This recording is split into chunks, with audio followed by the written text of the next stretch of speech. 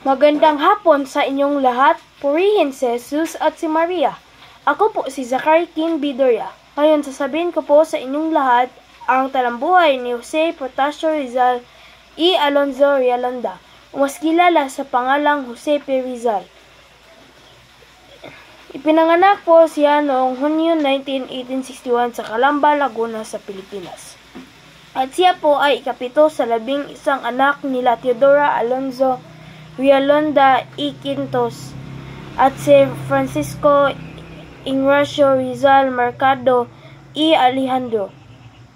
At ang pangalan po ng kanyang mga kapatid ni Jose ay sina Paciano Rizal Mercado y Alonzo Realonda, Saturin Rizal Mercado de Hidalgo, Concepcion Mercado, Josefa Alonzo Rizal Realonda Mercado, Maria Alonzo Mercado Rizal Cruz, Lucia Mercado, Soledad Mercado,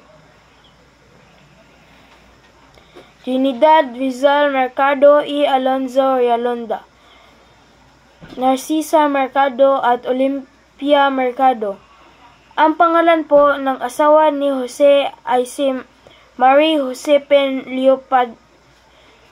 Leopoldine Bracken. Ang kabataan ni Rizal. Noong bata pa siya, ang tawag nila sa kanya ay Pepe.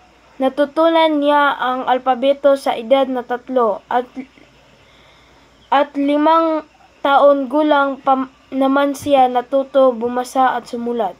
Edukasyon ni Rizal. Ang unang guro ni Jose Rizal na nagturo sa kaniya ng alpabeto, asal at mga kwento ay si Justiniani Quinto Cruz. Noong Hunyo 10, 1872, si Rizal ay pumunta sa Manila para mag-aral sa Ateneo Municipal de Manila. Muntikan na siyang hindi marehistro dahil hindi siya pinayagan ng taga-rehistro na si Father Magin Ferrando dahil siya ay huli sa pasukan, ngunit tinulungan siya ng pamangkin ni Father Burgos na si Manuel Siris Burgos at siya ay nagrehistro din. Huling araw ni Jose Rizal.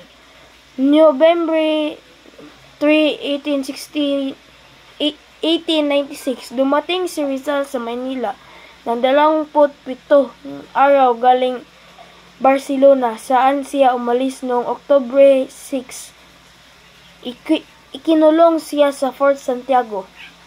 November 20, 1896, nagpakita siya kay Francisco Olive E. Garcia. December 21, 1896, nagsulat siya ng kanyang depensa sa Fort Santiago. December 13, 1896, humingi ng patawad si Rizal sa kanyang mga magulang para sa lahat ng binigay nila sa kanya. At ang kamatayan ni Rizal. Namatay si Rizal noong December 30, 1869 sa kamay ng mga Espanyol. Bago pa siya mamatay, si Rizal ay meron siyang sinulat na isang libro na pinangalang No Limitang Hiri. Ang No Limitang Hiri ay nagbigay lakas sa mga tao upang lumaban sa mga Espanyol para sa ating minamahal na bansang Pilipinas.